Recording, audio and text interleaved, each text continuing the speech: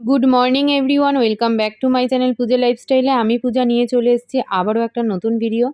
আজকে হচ্ছে বৃহস্পতিবার, তো সকাল থেকে আজকে কিন্তু অনেকগুলো উত্তেজনা একসাথে কাজ করছে। একটা উত্তেজনা হচ্ছে আজকে পরীক্ষা শেষ। আজকে মানে এসে আর পড়তে বসতে হবে না, মানে হিসাব মতন পরীক্ষা শেষ নয়, কম্পিউটার আছে, তো যাই হোক কম্পিউটারটাকে আর সাবজেক্টের মধ্যে ধরছেই না। তার মধ্যে আজকে বৃহস্পতিবার, লক্ষ্মীবারের পুজো, পাঁচালি পড়ে আমাকে কিন্তু বেরোতে হবে, এটা একটা উত্তেজনা। আরেকটা উত্তেজনা হচ্ছে আজকে কিন্তু আমাদের এই যে আমরা মানে সবাই মিলে বসতাম, এটা কিন্তু দেখতে দেখতে দিন শেষে চলে এলো। তো এটার জন্য মনটা একটু খারাপ লাগছে আর কি। সবার সাথে দেখা হয়তো হবে, কিন্তু যেভাবে এই কটা দিন কাটানো হলো, জানি না আবার কোনো একদিন সেইভাবে কাটানো হবে কি হবে না, নাই ধরতে হবে আর কি।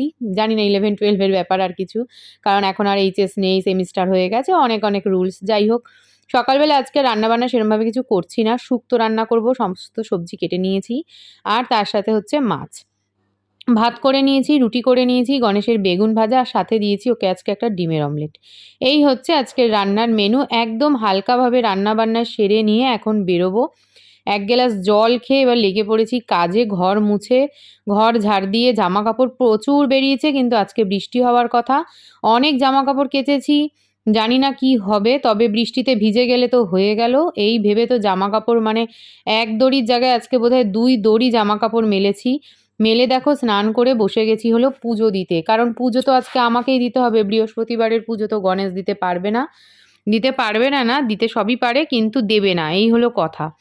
পাঁচালি তো পড়তে পারে না, সেই জন্য ও দেবে না আর কি।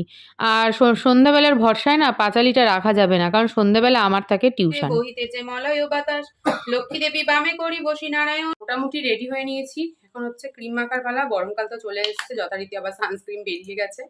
এখন হচ্ছে গণেশ গাছে জল আনতে, জল নিয়ে আসলেই বেরোবো। আজকে হচ্ছে ফিজিক্স পরীক্ষা, মানে স্কুল শুদ্ধ কাপাকাপি হবে আর কি। কাল সবার মুখে একই কথা, যে কালকে কি হবে, কালকে কি হবে। আজকে পরীক্ষা শেষ, যেমন তেমন হচ্ছে ভীষণই ভয়ঙ্কর পরীক্ষা। সব থেকে বড় কথা হচ্ছে এবারে মাধ্যমিকের প্রতিটা কোয়েশ্চেন এসছে ঘুরিয়ে, প্রতিটা কোয়েশ্চেন মানে একটার দিয়ে আরেকটা টক্কর নেওয়ার মতন কোয়েশ্চেন এসছে, এরকম কোয়েশ্চেন এসছে। তো যাই হোক, চলো এখন রেডি হয়ে নিই, মনার চুল বাঁধা বাকি। পুরোপুরি রেডি হয়ে নিয়েছি, গণেশ মনা দুজনেই কিন্তু বেরিয়ে গেছে। আর আমি দেখো রেডি হয়েছি, তো একদম হেলমেটটাকে না বাড়ি থেকেই পরে নিয়ে বেরোবো, কারণ ওই রাস্তার মাঝখানে গিয়ে হেলমেট পরতে খুবই অসুবিধা হয়। তো সেই জন্য ভাবলাম ঘর থেকে একদম পরে রেডি হয়ে গুছিয়ে নিয়ে বেরোই। বাইকে 3জন বসার পর ওই হেলমেট, এদিকে ব্যাগ, আর একটা ব্যাগ না, গণেশের একটা রয়েছে অফিসের ব্যাগ, আর আমার রয়েছে এদিকে একটা মেয়ের স্কুলের ব্যাগ।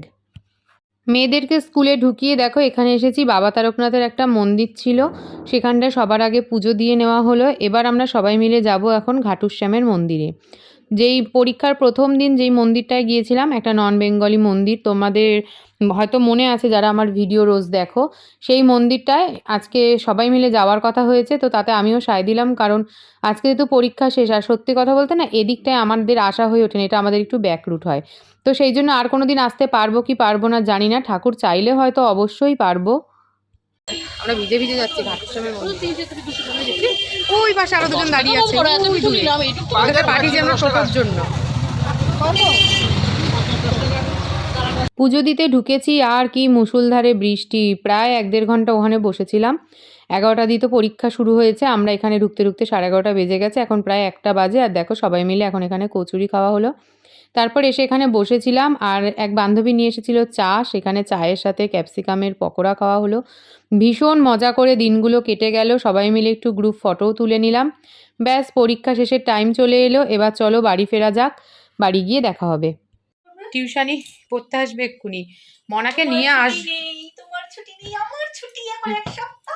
আজকে ফিজিক্স পরীক্ষায় মোটামুটি তো এক্সাম শেষ হলো, আর শনিবার রয়েছে কম্পিউটার, ওটা সবার নেই। ধরতে গেলে আজকে পরীক্ষা শেষই হয়ে গেছে, তাই মহা আনন্দে নাচছে। বলছে আজকে যদি বৃষ্টি না হতো তাহলেও সাইকেল নিয়ে একটু দিমাবাড়ি যেত। তো যাই হোক, যাওয়া তো আর হলো না, এখন এই ঘরে শোবে, আর আমি এখন টিউশনি পড়াতে বসবো, কারণ 4টে অলমোস্ট বেজেই গেছে।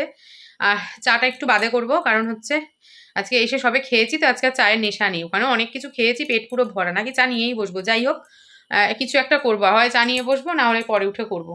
আর কেন কি বলবো, বাইরে মুষলধারে বৃষ্টি হচ্ছে, আজকে যা ভিজেছি না, আজকে মানে এখন মনে হচ্ছে আমি ঘুমাই আর ঘুমাই, কিন্তু ঘুমানোর আমার উপায় নাই। আমি টিউশনি কমপ্লিট করে উঠলাম, উঠে সবার আগে চুল বেঁধেছি, মানে আর ভালো লাগছে না। আজকেও সেম জিনিস, কালকে তো মনার পরীক্ষা নেই, তারপরে হয়তো একটু রেস্ট নিলে শরীরটা যদি ঠিক হয়, জুতে হয়। এখন সবজি কাটবো কালকের, কারণ আমার তো সকালে উঠতেই হবে, গণেশ বেরোবে যেহেতু। আমি তো বেলা অব্দি শুয়ে থাকতে পারবো না। সবজি কাটা আছে, ঠাকুর বাসন মাজা আছে, মনা পুজো দিয়ে রেখেছিল, আরো প্রচুর প্রচুর কাজ রয়েছে। তো চলো একে একে সেরে ফেলি, আর দেরি করে লাভ নেই। সবজি কাটতে বসে পড়েছি, আর এদিকে দেখো মনা ওই ঘরে টিভি দেখছে। আজকে পটল কাটবো, কালকে শুক্রবার তো নিরামিষ, পটল আলুর তরকারি করব। গণেশ এই পটল এনেছিল এই সপ্তাহে, এঁচোড় এনেছিল, মানে মানুষের যেই সপ্তাহে যেটা দরকার হয় সেই সপ্তাহে সেটা আসে না, যে সপ্তাহে দরকার নেই সেই সপ্তাহে এক গাদা খাবার নিয়ে চলে আসবে।